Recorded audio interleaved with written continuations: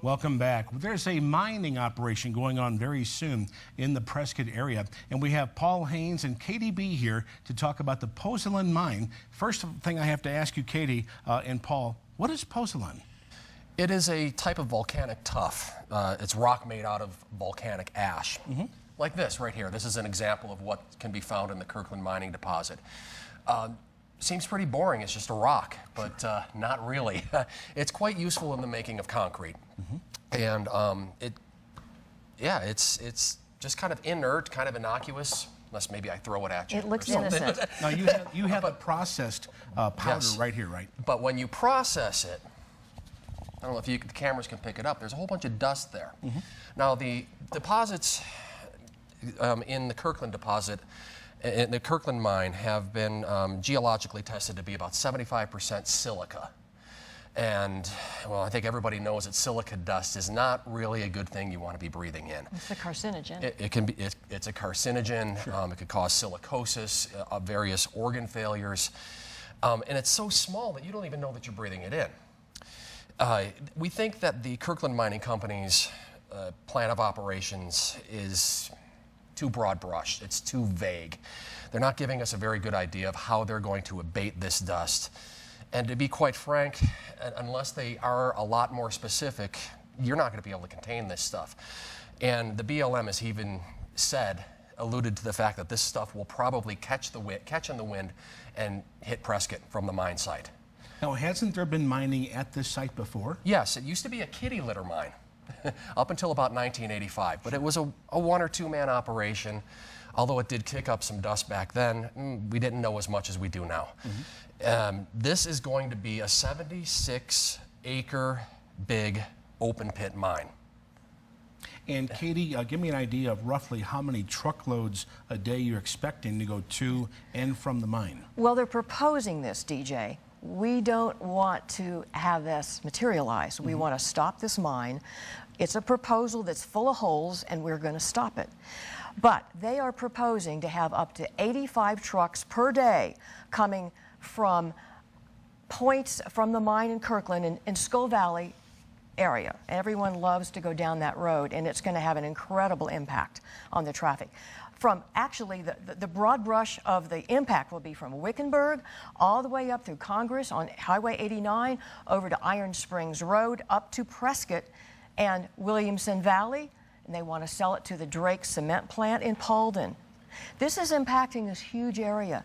It's a beautiful area. It actually should be a scenic byway, and it's not an industrial corridor.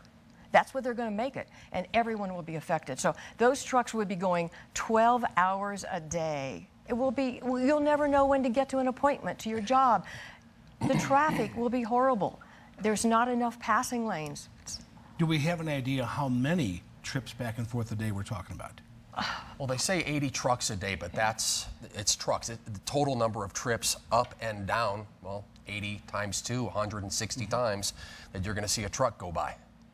Now, what would the Kirkland Mining Company say they're doing to abate the dust and the traffic? Water. That's basically all they say. They're going to use water to abate the dust. And they gave a detail of 35,000 gallons a day, I imagine, to spray on the material as they're loading it on the trucks. Well, if you do the math, that's 1 million gallons a month.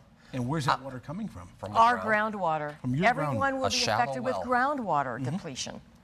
Now, is this going to be from residential wells? They have one well? They have one well on their property, but there are a dozen properties that are abutting this mine site. And their wells, they're shallow well too. They're all coming from the same aquifer. And even across the street, there's Iron Springs Road. There's a whole bunch of ranches there that depend on that water for their livelihood. And we're hoping that the BLM will give us a fair and accurate assessment of the water table down there. It's 1 million gallons a month. That's an awful lot. The community, all of us in this community have the opportunity and hopefully the responsibility to write to the BLM, which I believe you have available on screen, but to stop this. And it's the new extension is till August August 25th.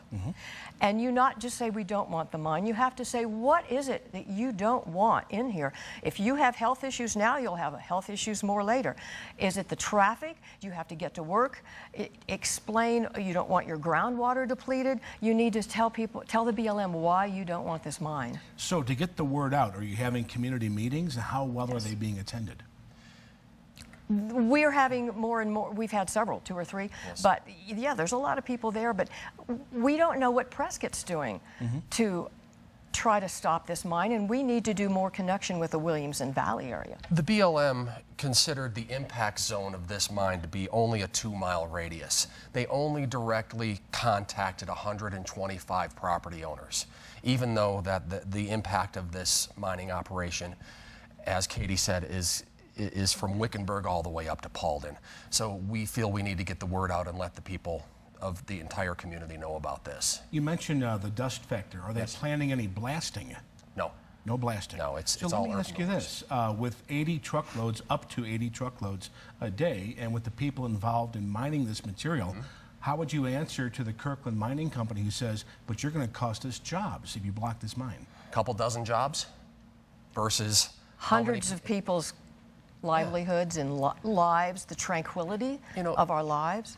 We had a old cowboy at one of our meetings last week say, he's not going to begrudge anybody for trying to make a living or start their own business. I understand that. I'm totally okay with that. I wouldn't necessarily begrudge anybody that either. But by the same token, you can't begrudge someone who's already there and has already established a life down there from protecting their investment of their home.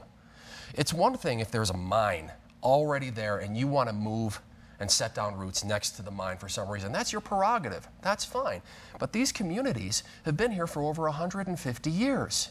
It will disrupt everything. Now, you said there was mining there before, the kitty litter mine, correct? Yes. How did the community react to that being There there? wasn't very many people there back then. Yeah. And it was a, would you say, 2-man operation? Like a 2 or It's 3-man location. operation. This is Very a small. massive industrial operation they propose. And what's the math saying? That if you're on Iron Springs Road, you're going to be behind a truck coming or going every 3 minutes. You will not get to where you need to go. How can people learn more about the proposed Pozzolan mine? The kirklandmineforum.org.